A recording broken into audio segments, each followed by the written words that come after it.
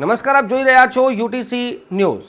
વડોદરામાં પાછલા 8 દિવસથી પાણીની સમસ્યાઓના સમાચારો વધી ગયા છે।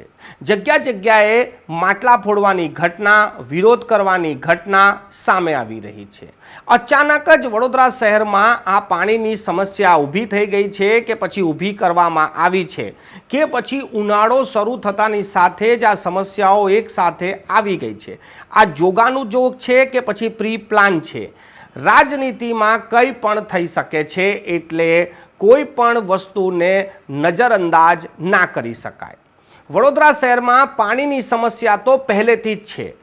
ઘણા મીડિયા હાઉસ આ સમાચારોને સમય સમય પર પ્રસિદ્ધ કરતા હોય છે, પરંતુ વડોદરા મહાનગરપાલિકા દાવો કરે છે કે વડોદરા શહેરમાં પૂરતું પ્રેશરથી શુદ્ધ પાણી અમે આપીએ છીએ, પરંતુ હાલ ઉનાળાની શરૂઆત સાથે જ પહેલા પૂર્વ અને પછી ઉત્તર વિસ્તારોમાં જે રીતે પાણીની પાઇપલાઇન તૂટી રહી છે, પાણીની પાઇપલાઇનના વાલ્વ ખુલી રહ્યા છે અને તેને લઈને પાણી ના આવવું અને લો પ્રેશરની સમસ્યા સર્જાઈ રહી છે। આ ક્યાંક ને ક્યાંક હવે વડોદરા શહેરમાં ચર્ચા એવી પણ થઈ રહી છે કે સમસ્યા થઈ રહી છે કે પછી સમસ્યા ઊભી કરવામાં આવી રહી છે।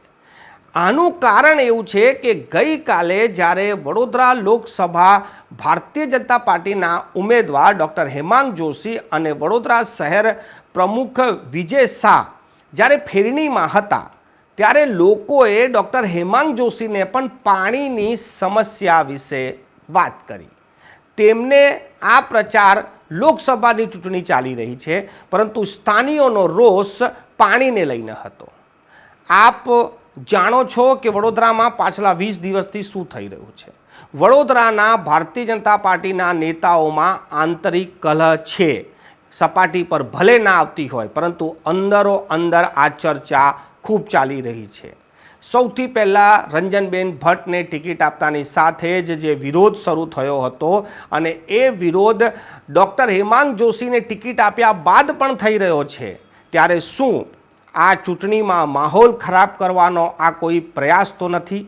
કેમ કે વડોદરા શહેરમાં પાણીની સમસ્યાઓ થાય છે, લાઈનો તૂટે છે, પરંતુ અત્યારે જે એક બાદ એક આ જે ઘટનાઓ બની રહી છે અને જનતાનો જે રીતે ચૂંટણીના બિલકુલ ઠીક પહેલાં જે રીતેની નારાજગી દેખાઈ રહી છે, આ પાણી માટે આ ચૂંટણી પર પણ આનો અસર થઈ શકે છે।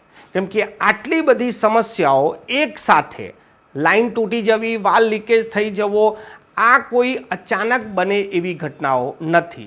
અને જો ખરેખર આવું બની રહ્યું હોય તો પણ ખૂબ જ ચિંતાની વાત છે, કેમ કે વડોદરા મહાનગરપાલિકાના જે સત્તાધીશો છે એમનામાં એવી તો કેવી આવડત છે કે તેઓ વડોદરા શહેરને પૂરતું પાણી પણ નથી આપી શકતા, પ્રેશરથી પાણી નથી આપી શકતા। અને આ ફરિયાદ હવે કોંગ્રેસ કે વિપક્ષના કાઉન્સિલરો નહીં, પરંતુ સત્તામાં બેઠેલા જે કાઉન્સિલરો છે, જે ભારતીય જનતા પાર્ટીના કાઉન્સિલરો છે, તે પણ હવે ખુલીને બોલી રહ્યા છે કે પાણી માટે અમારે ખૂબ સાંભળવું પડે છે। એટલે એ લોકોએ પણ લોકોની નારાજગી માથે લઈ લેવી પડી છે।